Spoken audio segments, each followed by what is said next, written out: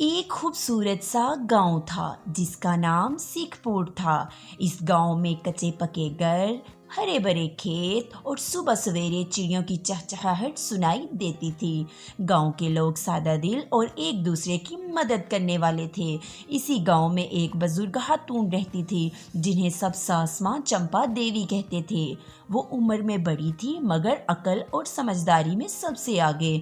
गांव में जब भी किसी घर में कोई झगड़ा या मसला होता सब लोग कहते चलो सास माँ की पंचायत लगाते हैं। सास माँ की बात सब मानते थे क्योंकि वो हमेशा इंसाफ और सच्चाई से फैसला करती थी। सास माँ के घर में इनकी बहू गुड़िया रहती थी। गुड़िया बहुत नेक दिल, मेहनती और खुश अखलाक लड़की थी। वो घर का सारा काम खुशी खुशी करती और कभी शिकायत नहीं करती थी।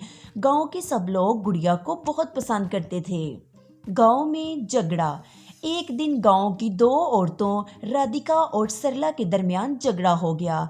बात सिर्फ एक मुर्गी की थी। दोनों दावा कर रही थी कि मुर्गी इनकी है। बात इतनी बढ़ गई कि दोनों जोर जोर से बोलने लगी और पूरा गांव जमा हो गया। तब किसी ने कहा यह झगड़ा सास माँ की पंचायत में ही हल होगा। पंचायत का मंच। बड़े बरगद के दरख्त के नीचे पंचायत लगी। सास माँ दरमियान में कुर्सी पर बैठी, हाथ में लाठी और चेहरे पर संजीदगी। गुड़िया एक तरफ सबके लिए पानी लेकर खड़ी थी। सास माँ ने नरमी से कहा, बेटियों आराम से बात करो, एक एक करके अपनी बात बताओ। राधिका और सरला ने अपनी अपनी बात सास माँ को बताई। सास माँ ने बहुत गौर से सब कुछ सुना और कुछ देर सोचती रही। समझदारी भरा फैसला।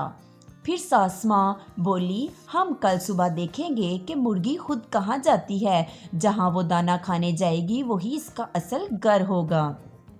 सब लोग इस फैसले से खुश हो गए।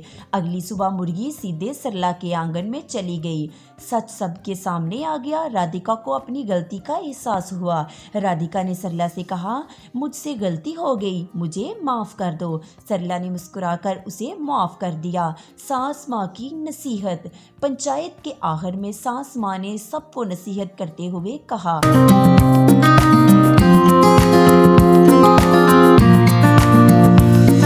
रहो, सच्चाई, सब्र और समझदारी से ही हर मसला हल होता है। फिर उन्होंने गुड़िया की तरफ देखकर कहा, ये गुड़िया हम सब के लिए मिसाल है। खामोशी से हिदमत करना ही असल नेकी है। सब गांव वाले गुड़िया की तारीफ करने लगे। खुशहाल अंजाम। इस दिन के बाद गांव में सब लोग पहले से ज्यादा प्यार से रहने लगे। सीखपुर एक बार फिर खुशियों का भरपूर आंगन बन गया। कहानी का सबक।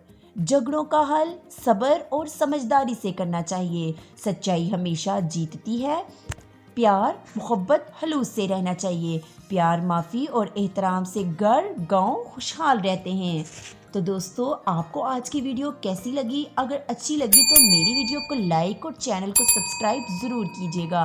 रुके रुके मिलते हैं एक नई वीडियो के साथ। तब तक के लिए मुझे इजाज़त दें। अल्लाह हाफिज़।